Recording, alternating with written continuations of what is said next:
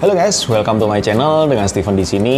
Di channel yang akan selalu memberikan kalian inspirasi dan motivasi supaya kalian menjadi lebih baik. Kali ini aku sendirian aja di sini, jadi nggak ada Ria. Nah, sore ini aku mau bahas apa sih? Sebenarnya asuransi kesehatan sendiri ada berapa macam sih yang ada di Indonesia dan ada berapa jenis gitu. Terus bagaimana ini kira-kira cara memilihnya? Dan asuransi kesehatan sendiri di Indonesia itu ada dua jenis. Yang pertama, cash plan. Jadi sifatnya dia adalah santunan. Jadi memberikan uang cash kepada nasabah pada saat nasabah ini dirawat di rumah sakit. Jadi nggak bisa kerja, hilang penghasilan, maka asuransi hospital cash plan ini akan menggantikan dari nilai ekonomi seseorang.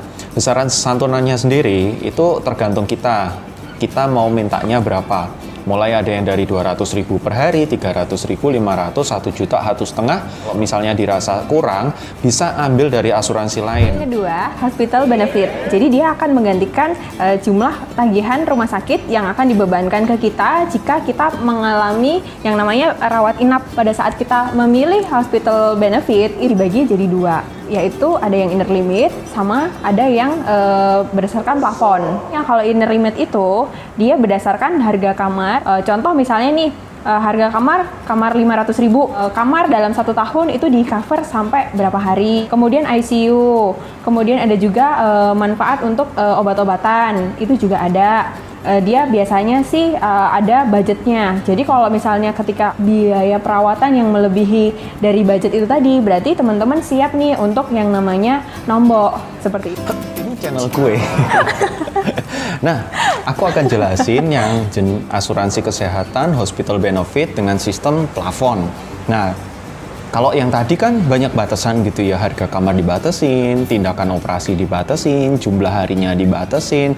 Pokoknya semua itu serba banyak batasannya. Nah, asuransi hospital benefit dengan sistem plafon itu sekarang yang jenis terbaru. Jadi kita taunya plafon setahun, kita masih ada atau enggak. Jauh lebih nyaman kan? Kita mastiin kamar yang kita ambil itu sesuai dengan manfaat yang diberikan sama kita. Jenis yang 1 kamar isi 1 atau 1 kamar isi 2. Jadi teman-teman nggak perlu khawatir yang namanya harga kamar. Kan harga kamar setiap tahun naik ya guys ya. Jadi kalau teman-teman dibatasin harga kamarnya, ya tahun ini mungkin cukup, tapi belum tentu tahun depan. Kalau tahun depan cukup, belum tentu 5 tahun lagi cukup. Nah, padahal kita semua tahu bahwa kita beli asuransi kesehatan itu pada waktu kita masih sehat. Nah, cara penggunaan asuransi kesehatan sendiri itu dibagi jadi 2. Cara yang pertama itu kita bisa menggunakan cara cashless, dan yang kedua kita harus melakukan yang namanya reimbursement. Nah, apa bedanya? Kalau cashless akan jauh lebih enak, karena pada saat kita masuk di rumah sakit, kita tinggal tunjukkan kartu, keluar dari rumah sakit, kita nggak akan kena biaya apapun. Nah, kalau yang sistemnya reimburse, saat kita pulang dari rumah sakit, kita harus melakukan proses yang namanya reimbursement. Ribet apa enggak? Kalau saya boleh bilang, sebenarnya nggak ribet-ribet amat. Jadi sebenarnya yang diperlukan pada saat proses reimbursement, yang pertama pasti formulir klaim. Setelah itu dokumen yang ada di rumah sakit seperti kwitansi, hasil medisnya, labnya itu harus semua dilampirin. Jadi pada saat keluar dari rumah sakit teman-teman sudah bawa dokumennya. Setelah dokumen lengkap tinggal diproses di perusahaan asuransinya. Waktu kerja untuk memproses itu bisa 30 sampai 60 hari kerja untuk setujui, maka teman-teman akan menerima penggantian dari perusahaan asuransinya. Sampai sini teman-teman sudah ada gambaran. Jadi asuransi di Indonesia ada 2 jenis, hospital cash plan dan hospital benefit. Ada yang sistemnya inner limit, ada yang sistemnya plafon. Ada yang cara penggunaannya cashless dan cara penggunaannya reimbursement. Geser dong. Kenapa ada dia lagi? Nah, kita lagi diskusi mana yang sebenarnya yang terbaik buat teman-teman semua. Asuransi kesehatan yang jenisnya apa, yang mau cashless, mau reimburse, yang kayak apa.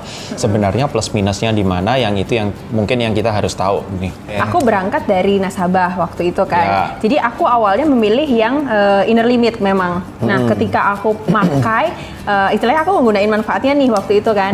Aku merasa pada saat aku rawat inap tuh aku ada ketakutan atau kekhawatiran dalam diri aku, karena kan gini, aku waktu itu pilih dengan benefit kamar yang soalnya 500.000, tapi ketika aku masuk rumah sakit, aku masuk di kamar yang 750.000, otomatis kan itu ada selisih ya, hari pada saat harga kamar sendiri ada selisih, kemudian ketika kita upgrade itu kan ada yang namanya selisih biaya pastinya kan. Nah di situ yang menimbulkan kekhawatiran. Nah setelah aku merasakan klaim pertama, aku upgrade nih ke manfaat yang sistemnya plafon. Yang sistemnya plafon. Dan itu memang aku sangat merasakan tuh istilahnya mengcover sekali gitu. Karena kan ketika kita masuk, kita pikiran pasien itu kan kita pengennya sembuh ya. Mikirin biaya-biayanya gimana lagi kayak gitu. Jadi kalau aku pribadi nih dari segi aku akan lebih prefer lebih ke yang plafon tadi itu. Tapi kembali lagi sih ini disesuaikan dengan budget masing-masing. Nah, ya. Jadi dari tadi kita itu lagi bahas sebenarnya mana yang lebih menguntungkan sih buat kita, karena setiap perusahaan, setiap produk asuransi itu tuh punya plus minusnya masing-masing. Contoh kayak kita tuh tadi lagi discuss gitu ya, produk A dan produk B sama-sama udah pakai sistem plafon. Nah tapi bedanya apa sih? Ternyata dua produk ini punya karakteristik masing-masing juga. Punya karakteristik masing-masing. Contoh yang kita masalahin tadi itu di preminya ya. Premi, betul. Ya, di produk A itu preminya satu premi. Jadi kita nggak akan dibedain dari klaimnya nasabah. Cerita produk B kalau setiap tahun bisa direview ya. Jadi kalau ada riwayat klaim, preminya itu bisa berubah ya. Itu preminya akan beda-beda gitu. Nah, kalau yang di produk A itu preminya satu kita bilang itu single rate. Jadi semua preminya sama. Baik dia orang masih sehat atau orang udah sakit, mau udah klaim ngabisin banyak, itu juga preminya sama. Nah, gitu. Terus kemudian yang kedua tadi selain premi terkait klaim ya. Yang produk A ini reimbursement, jadi dia nggak cashless. Kita nggak yang dijual di produk A tujuannya itu bukan cashlessnya, tapi adalah plafonnya yang gede, preminya murah, plafonnya gede. Tapi dengan catat proses reimbursementnya itu maksimal 60 hari kerja, walaupun ada yang 14 hari cair, ada yang 30 hari cair. Produk B sendiri gimana Ria? Rekanan langsung cashless ya? Rekanan bisa cashless. Berarti kalau bukan rekanan dia harus melakukan reimbursement. Nah, kemudian selain itu bedanya gini, kalau yang di produk A itu dia seleksi masuknya, dia hanya menjawab 3 pertanyaan sederhana. Overweight nggak mau juga ya? Overweight biasanya akan dikenakan substandar bisa, atau misalnya kalau misalnya memang sudah melebihi batas, biasanya dia disuruh untuk cancel dulu. Istilahnya menormalkan kadar berat badan dulu, baru nanti diajukan ulang. Istilahnya depending ya. Oh iya, berarti saat ini ditolak, tapi belum tentu besok pengajuan ulang itu ditolak, jadi masih bisa diterima. Nah bedanya di situ, kalau di kita hanya menjawab 3 pertanyaan yang sangat sederhana, jadi mau overweight, mau merokok, mau udah minum alkohol, mau berapa banyak pun selama kondisi organnya masih sehat, nggak ada riwayat sakit, itu sebenarnya nggak ada masalah. Nah tadi juga bedanya apa, produk A kita nggak perlu yang ngasih yang namanya DP ke rumah sakit, nggak perlu kita deposit ke rumah sakit. Jadi pada saat kita dirawat di rumah sakit, tunjukin kartunya, ini perlu dilakukan investigasi, maka produk A ini akan minta itu dilakukan proses yang namanya proses reimbursement. Tapi kalau misalnya sakitnya ini contoh seperti demam berdarah, malaria, kecelakaan, masuk COVID ya. Jadi yang berhubungan dengan bakteri, virus, dan kemudian kecelakaan itu kan tidak perlu yang namanya dilakukan investigasi. Jadi itu bisa dilakukan langsung penjaminan pada saat dirawat. Saat itu juga itu bisa dilakukan proses yang namanya cashless. Kalau bedanya kalau di produk B itu kita mesti ada 2 ya. Ada 2 macam sebenarnya di produk B tadi itu. Ada yang menggunakan down payment seperti hanya kalau misalnya kita klaim asuransi mobil nih. Resiko tanggung sendiri. Resiko tanggung sendiri namanya ya. Tapi untuk pilihan down payment memang dari perusahaan B tadi itu sendiri.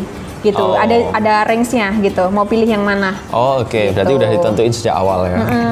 Kenapa sih ada pilihan gitu ya menggunakan sistem tanggung sendiri itu? Jadi ada plus dan minusnya juga. Yang agak murah biasanya kita tawarkan nih optional dengan sistem tanggung sendiri atau pakai down payment tadi itu. Tapi kalau misalnya tidak mau menggunakan down payment, kamu tuh maunya tinggal tunjuk kartu aja, nggak mau ribet istilahnya. Nah itu nggak masalah kayak itu nggak pilih. Tapi nanti akan ada konsekuensinya, yaitu preminya jauh lebih tinggi. Ya, gitu. Jadi di produk B itu pilihannya ada 2 yang sistem plafon. Yang pertama teman-teman pakai resiko tanggung sendiri, atau yang kedua lebih nyaman karena cashless-nya akan jauh lebih bagus, nggak perlu pakai resiko tanggung sendiri, tapi konsekuensinya preminya akan lebih tinggi, gitu ya. Bingung kan? Mau yang milih yang mana? Sama-sama, Mau yang mana? sama-sama sistemnya pakai plafon, tapi ternyata beda ya. Ada yang plafon pakai resiko tanggung sendiri, ada plafon yang sama sekali nggak pakai resiko tanggung sendiri.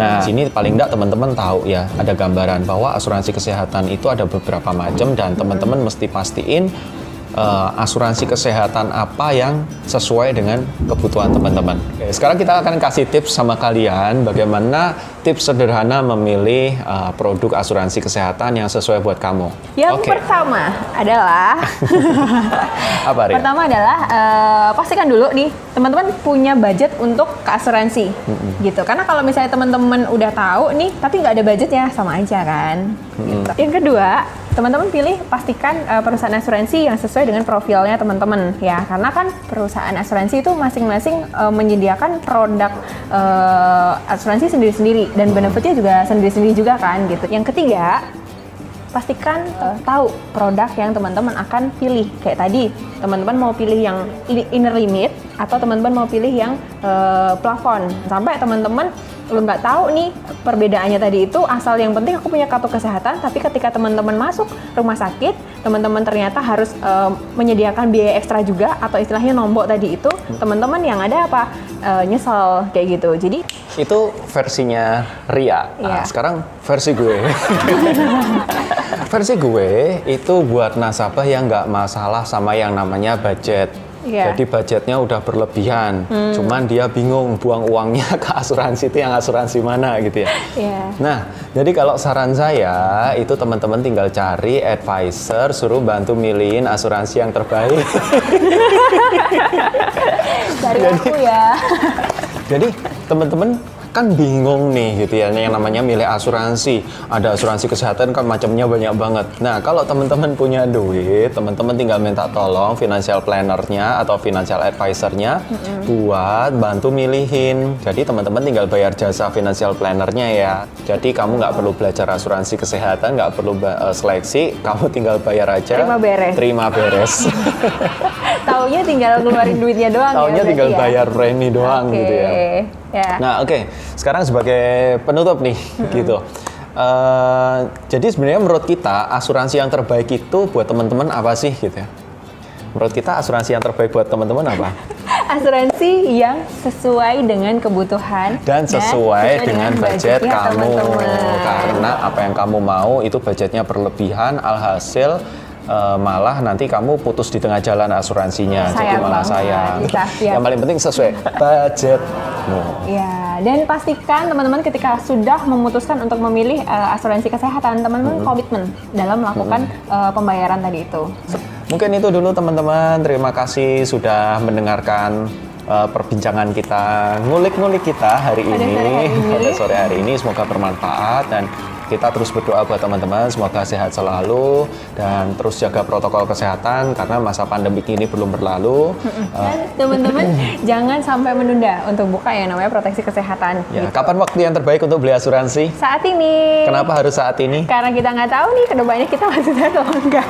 Yes, hari ini kita masih sehat, pastiin kita sudah punya asuransi. Besok sakit, asuransi udah nggak mau terima kita. Betul. Gitu. Oke, terima kasih dan see you next. Halo guys, balik lagi dengan Steven di sini. Teret. Opening. Udah. Suara aku masuk ya? Iya, langsung. Gak apa-apa kan nanti juga. Oh, iya. Adalah hospital benefit. Teret. Kamu masuk. Begitu ya? Iya. Ini dari dulu. Nanti tak edit. Set, gitu kan. Kamu pergi gitu. Oh iya. Kamu muncul dulu. Dengan inner limit. Yang selanjutnya. Ini kita pakai bed. Balik lagi sama gue ya. Ini kan kalau mau cari gitu dulu. Habis itu baru cari produknya. Iya, Oke, gak apa-apa lanjutin dulu, nanti tak kasih tips juga. Kamu apa? Apa? Kamu apa? Kamu berdasarkan budget. Aku berdasarkan nasabah punya duit.